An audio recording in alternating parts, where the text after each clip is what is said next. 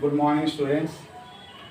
ఈరోజు మనం ఆడిటింగ్ సంబంధించినటువంటి కాన్సెప్ట్లో ఒక వ్యూతో మీకు ఈ క్లాస్ చెప్తున్నాను. మీరు జాగ్రత్తగా ఫాలో అయినట్టయితే ఈ ఆడిటింగ్ మీద మనకి ఒక ఒపీనియన్ రావడానికి, మనం ఒక అభిప్రాయానికి రావడానికి ఉపయోగపడుతుంది.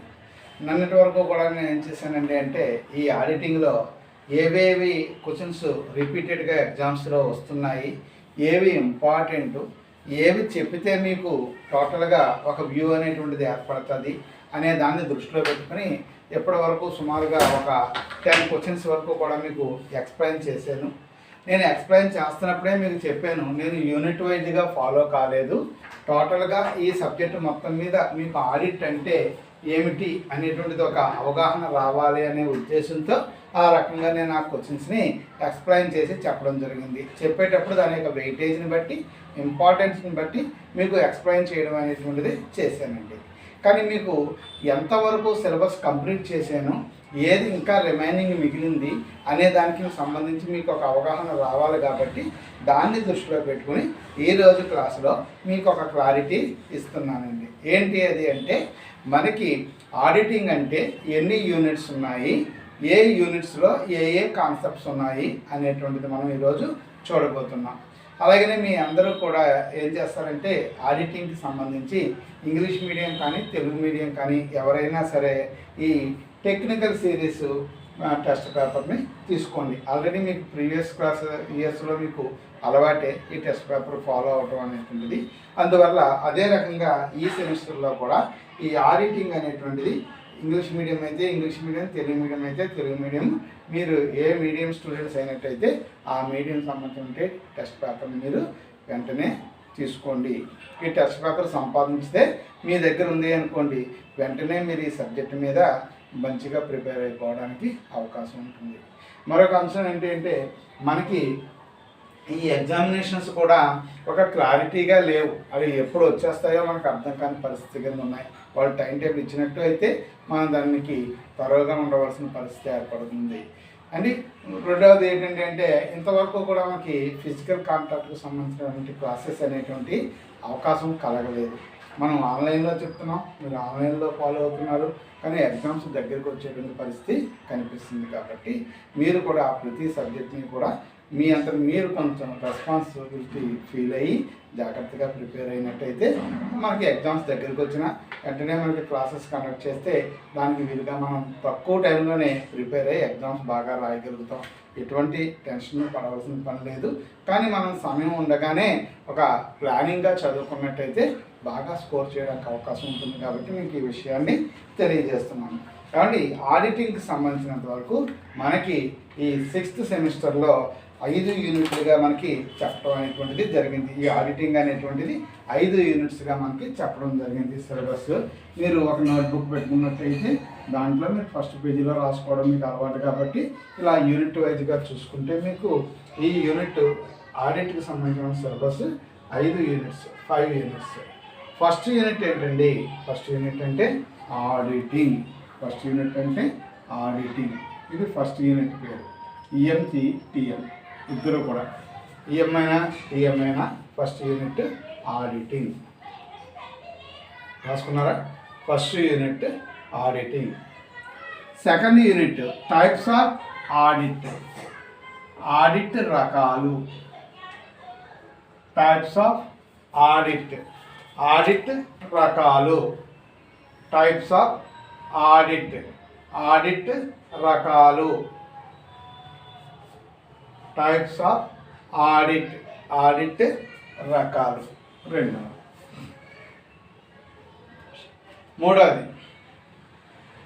మూడోది planning of audit.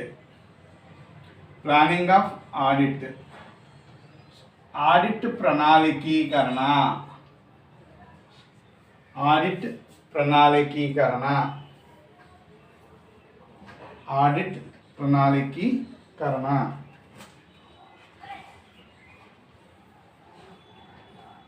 Fourth one vouching and investigation. Vouching and investigation, vouching, పరిశోధన,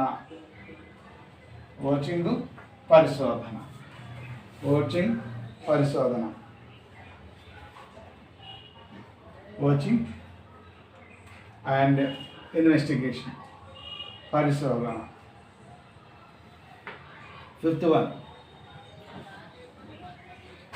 company audit and auditor report. Company auditor report.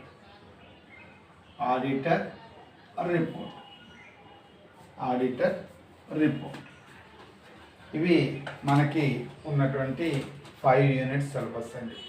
Auditing ఒక రకంగా చాలా సులభం అనే చెప్పచ్చండి. ఎందుకనండి అంటే దగ్గరగా ఇది కామర్స్ థియరీ లాంటిది. మనం ఇంటర్మీడియట్లో, డిగ్రీ లాంటిలో కూడా చూడండి, మన సొంత వ్యాపారము, కంపెనీ, భాగస్వామ్యము, ఇటువంటి అన్నిటి గురించి మనం చదివి ఉన్నాం. అటువంటి సంస్థల యొక్క ఆడిట్ కార్యక్రమమే ఈ సంవత్సరం మనం చదివేటువంటి ఈ ఆడిట్ సబ్జెక్ట్. అందువల్ల వీటికి చాలా బేసిక్ టర్మ్స్ అన్నీ కూడా మనకి బాగా తెలిసినవిగా ఉన్నాయి. అందువల్ల ఇవన్నీ మనకు బాగా తెలుసు కాబట్టి మనం దీన్ని చాలా సులభంగా ప్రిపేర్ అవ్వడానికి అవకాశం మీకు ఉంటుంది. మంచి స్కోరింగ్ సబ్జెక్ట్ కూడా.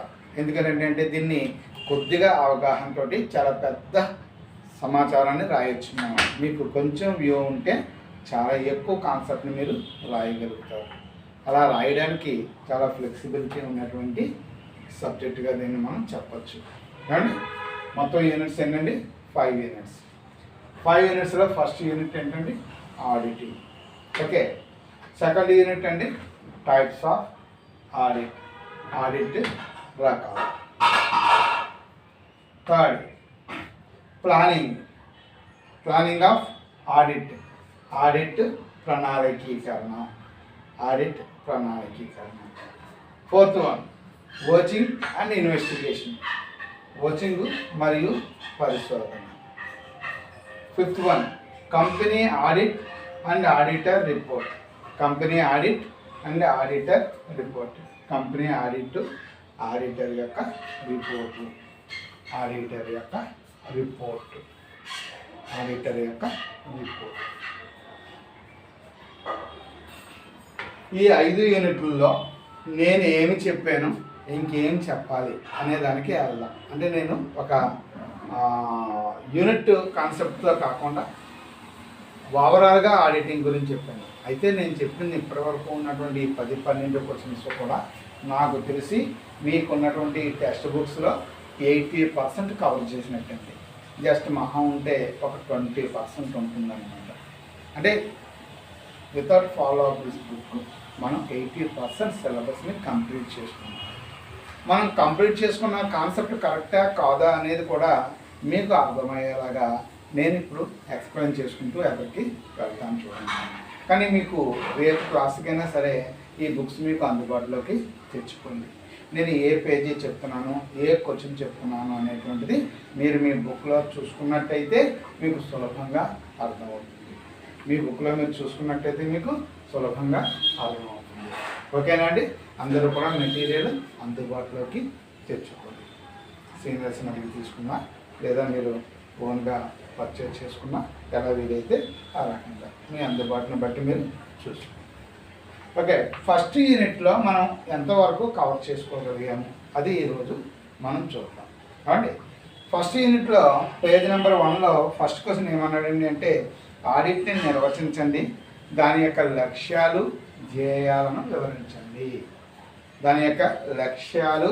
ధ్యేయాలను వివరించండి అని అన్నాడండి.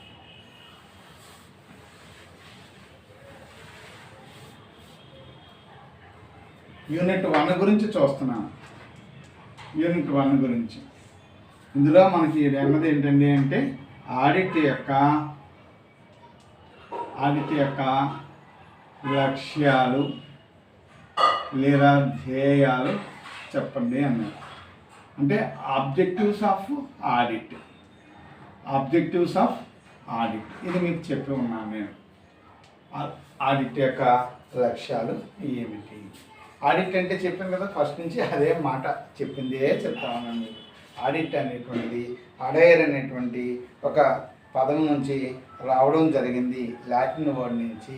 అడైర్ అనగా టు హియర్, వినడము అనే అర్థం. పూర్వకాలం వింటూ లెక్కల్ని సమర్థవంతంగా ఉన్నాయా లేవా అనేది జస్టిఫై చేసేవారు. ఆడిట్ యొక్క ధ్యేయాలు ఏమిటి? ఆడిట్ లక్ష్యాలు ధ్యేయాలు ఏం చెప్తాం? ఇది చాలా విశ్వసనీయంగా ఉండాలి, అంటే ఫ్యాక్ట్ కరెక్ట్గా ఉండాలి. తర్వాత balance sheet, profit and loss account ఇవన్నీ కూడా సిస్టమేటిక్గా ఉన్నాయా లేవా అనే విషయం చూడటం.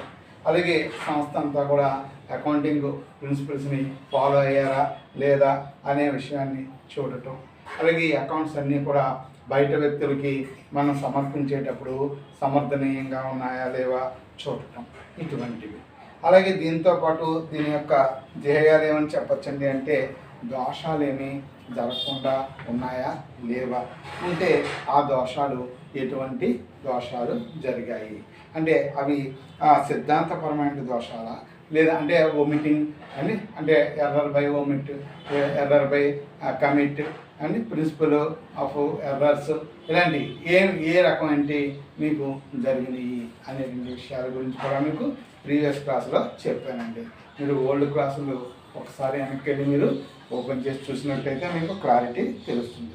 అలాగే advantages of audit and disadvantages of audit. Audit ప్రయోజనాలు, లోపాలు. ఈ క్వశ్చన్ కూడా మీకు చెప్పేస్తున్నాను. ఆడిట్ యొక్క ప్రయోజనాలు, లోపాలు. Advantages and disadvantages of audit. Page number 4లో ఉంది. తెలుగు మీడియం మెటీరియల్ నా దగ్గర అవైలబిలిటీ ఉంది కాబట్టి దీని మీద నేను చెప్తున్నాను. ఏ మీడియం అయినా ఒకటే కాబట్టి మీ దగ్గర ఏది ఉంటే అది ఒక 1 పేజ్ అటు ఇటులో మీకు దొరుకుద్ది. Advantages and disadvantages of auditing లేదా limitations of auditing. Advantages and limitations of auditing అంటే ఆడిట్ యొక్క లాభాలేంటి, ఆడిట్ యొక్క నష్టాలేంటి, ఇవి కూడా ఒక క్లాస్ తీసుకుని మీకు పర్టికులర్గా చెప్పడం జరిగింది. ఇక పేజ్ నెంబర్ 7లో ఒక్క చిన్న మాట అయినండి, అది ఏంటంటే అది ఇంపార్టెంట్ కాదు. అకౌంటెన్సీ ఎక్కడ అంతమవుతుందో ఆడిటింగ్ అక్కడ ప్రారంభమవుతుంది అని అంటున్నారండి. అకౌంటింగు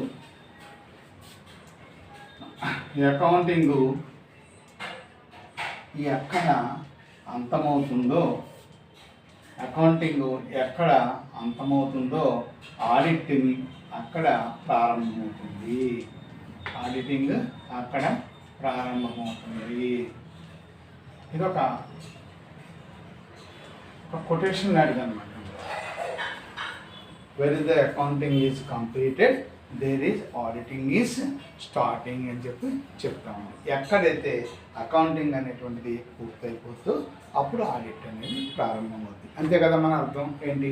గుమస్తాలందరూ కూడా రోజువారీ వ్యవహారాలు చిట్టా వర్జాల్లో రాసి వాటి నుంచి అంకణా తయారు చేసి దాని తర్వాత ఫైనల్ అకౌంట్స్ తయారు చేసి ఇలా లాభాలు నష్టాలు వచ్చినాయి, ఈనాటికి ఫైనల్ అకౌంట్ ఏ రకంగా ఉంది అని చెప్పి అకౌంటింగ్ గుమస్తాలు తయారు చేసిన లెక్కల్ని ఆడిటర్కి అప్పచెప్తారు.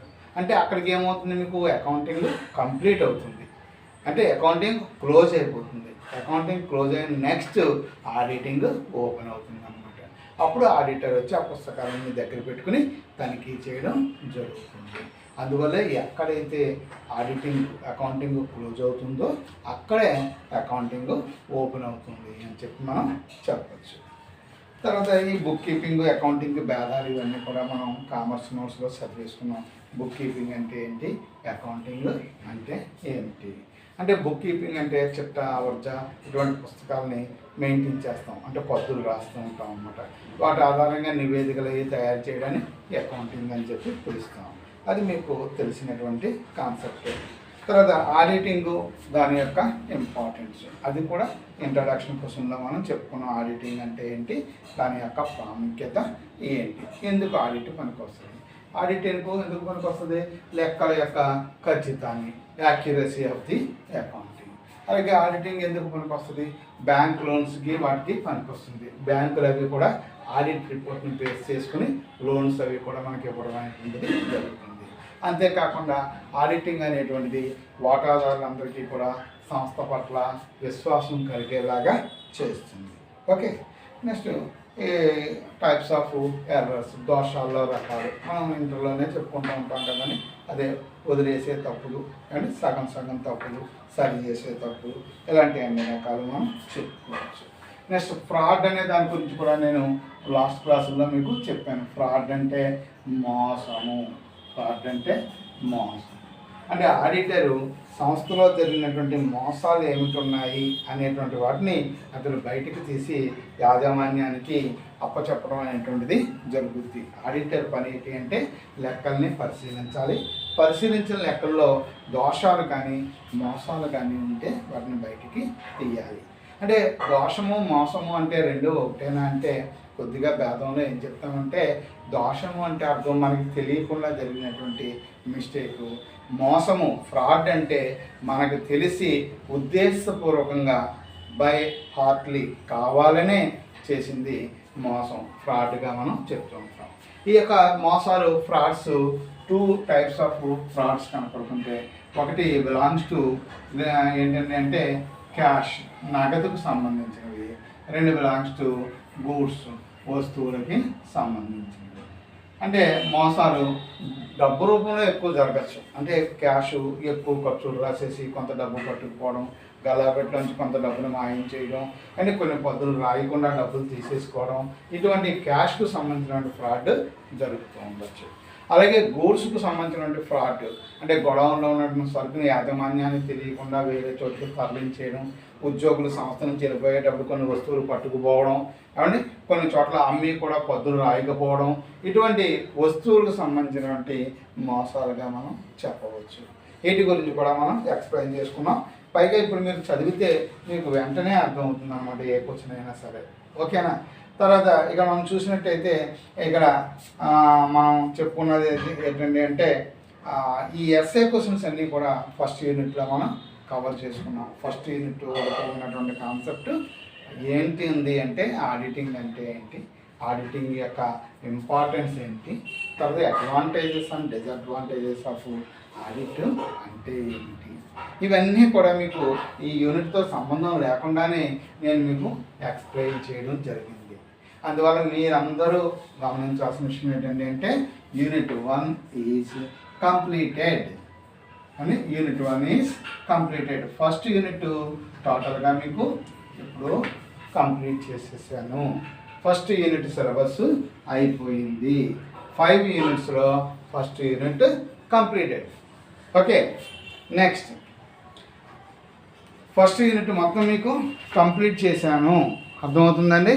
నెక్స్ట్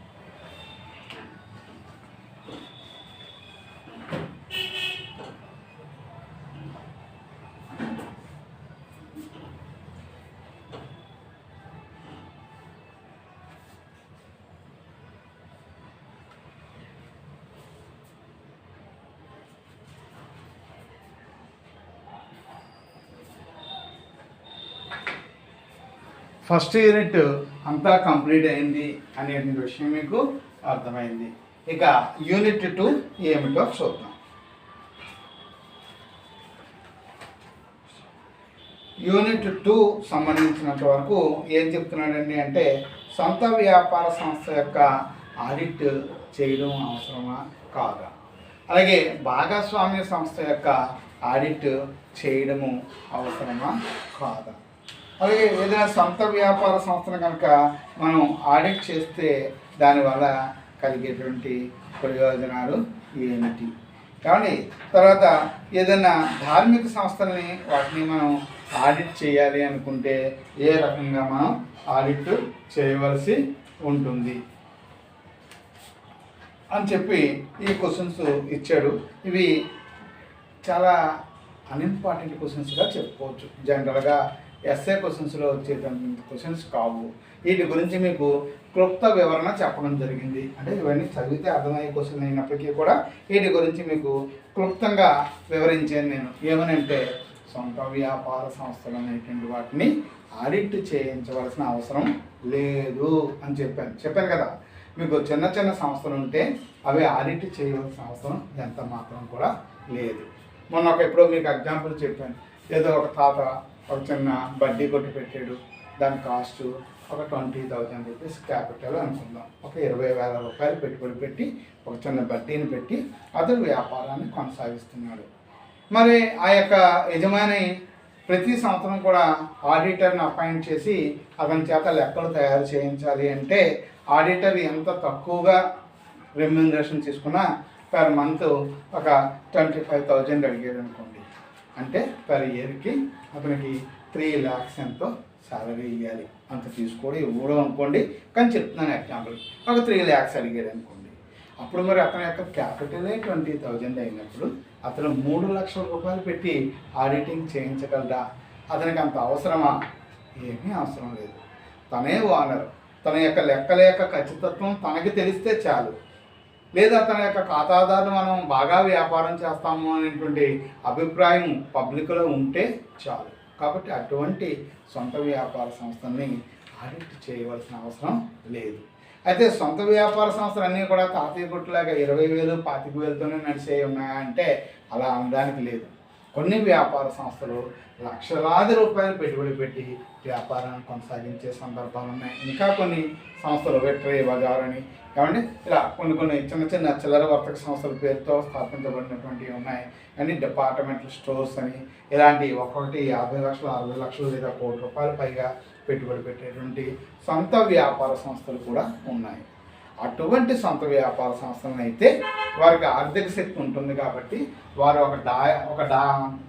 ఒక ఆడిటర్ని అపాయింట్ చేసుకుని అతని ద్వారా వారి యొక్క లెక్కల్ని ఆడిట్ చేయించుకోవచ్చు.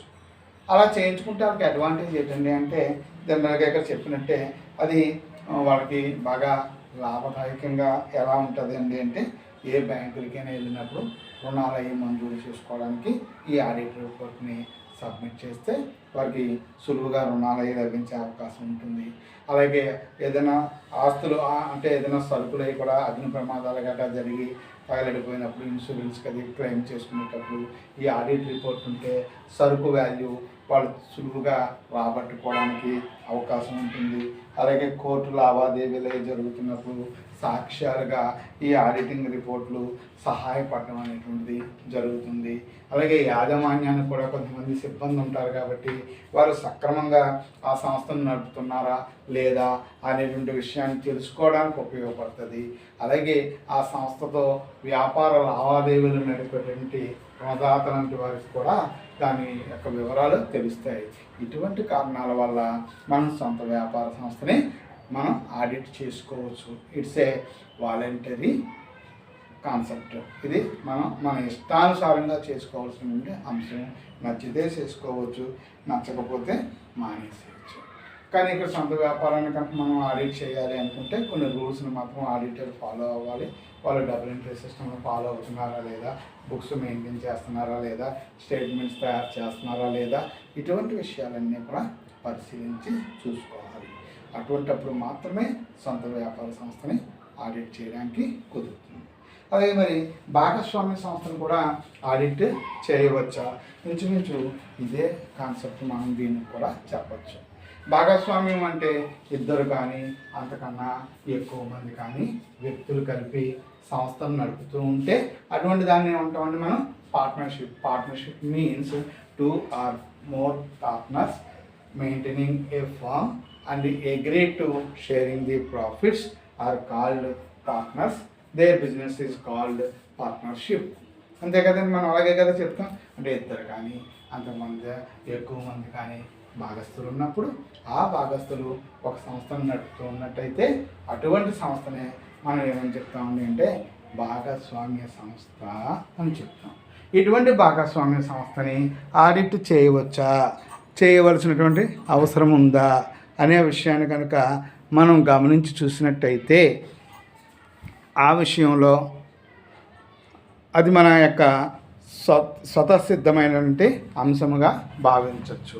అంటే మనకు నచ్చితే ఆడిట్ చేయవచ్చు, నచ్చకపోతే ఆడిట్ని చేయడం మానివేయవచ్చు. కాకపోతే సొంత వ్యాపార సంస్థ కన్నా కూడా భాగస్వామ్య సంస్థ విషయంలో పెట్టుబడి కొంచెం ఎక్కువగా ఉంటుంది. ఎందుకంటే పార్ట్నర్షిప్ గురించి మనకు తెలుసు. పార్ట్నర్స్ ఒక్కొక్కసారి 10 మంది వరకు కూడా భాగస్వామ్యంలో చేర్చుకునే అవకాశం మనకి కనిపిస్తుంది.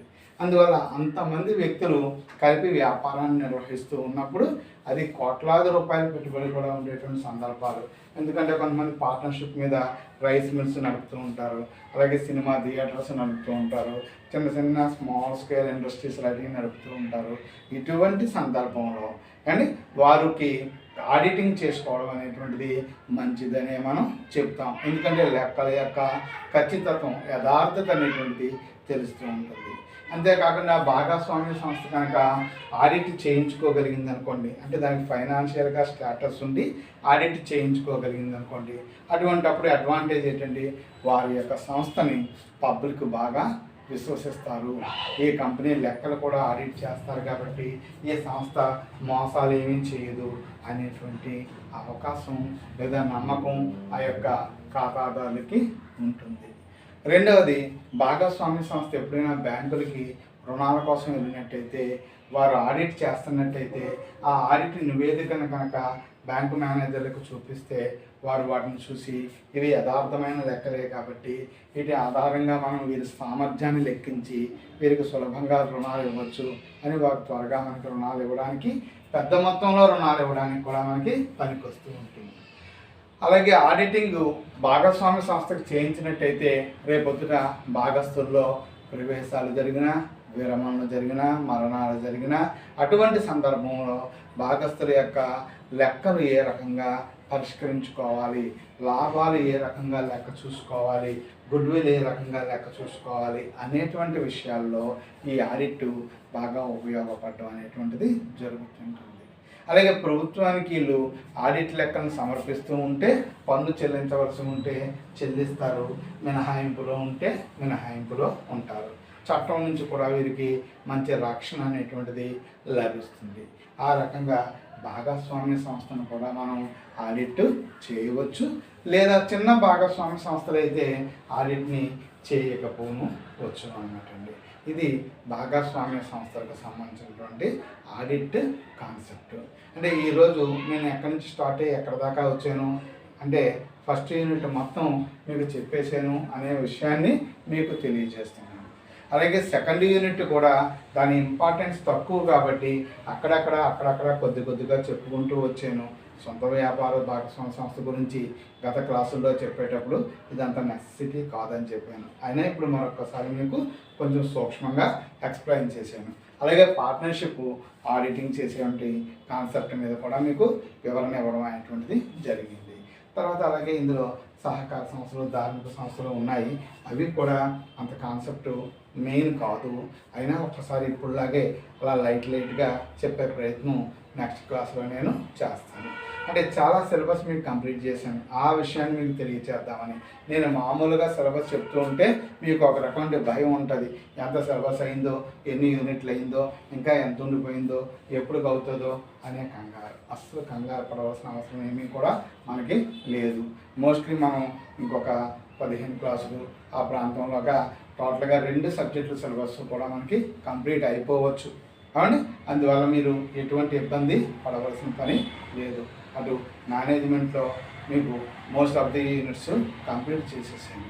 ఇక క్యాష్ ఫ్లో, ఫండ్స్ ఫ్లో అనేటువంటి ఆ 2 కాన్సెప్ట్స్ ఉన్నాయి.